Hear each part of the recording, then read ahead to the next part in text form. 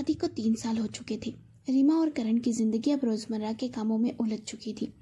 प्यार अब थोड़ा थम सा गया था, बातें कम और जिम्मेदारियां ज्यादा थी। शाम के 7 बजे थे। किचन में रीमा चाय बना रही थी और करण लैपटॉप में बिजी था। टीवी पर न्यूज चल रही थी, बारिश की चेतावनी दी जा रही थी। रीमा ने बालकनी से झांका, काले बादल आकाश पर छा चुके थे। हवा में ठंडक और मिट्टी की खुशबू घुल चुकी थी।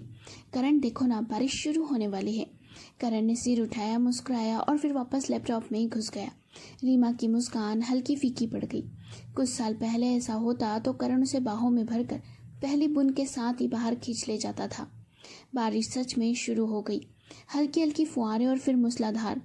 रीमा चाय के 2 कप लेकर आई।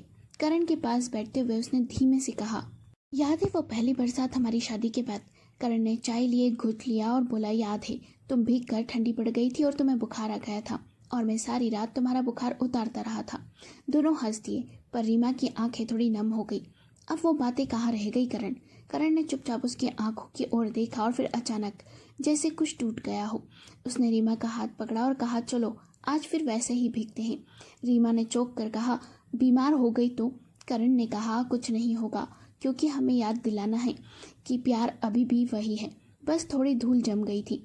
दोनों छत पर चले गए। बिजली चमक रही थी, बूंदें मूसलाधार गिर रही थी, पर और पुरानी यादें फिर से भीगने लगी थी। हाथों में हाथ, बालों में बूंदें और होठों पर मुस्कान। रीमा ने शर्माते हुए कहा, लोग क्या कहेंगे? करण ने उसके कान में धीरे से कहा कि पति पत्नी आज भी एक दूसरे में भीग जाना जानते हैं। करण ने रीमा को गले से लगाया, उसकी भीगी जुल्फों को पीछे किया और कान में कहा, तुम अब भी वही हो, बस मैं जरा देर से समझा।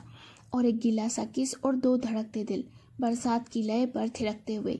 बारिश की हर बूंद अब उनका संगीत बन गई थी।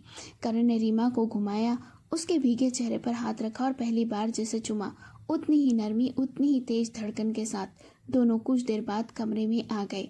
रात गहरी होती गई और 2 दिलों के बीच की दूरी भी भीग कर मिटती चली गई। अगली सुबह खिड़की से धूप झांक रही थी, लेकिन कमरे में अब भी रात की बारिश की महक थी, प्यार की, अपनेपन की और 2 दिलों के दोबारा जुड़ने की।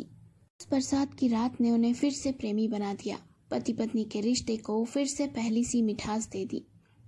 कहानी पसंद आई हो तो लाइक करें, शेयर करें और चैनल को सब्सक्राइब करना ना भूलें और प्लीज़ हमें कमेंट जरूर करें।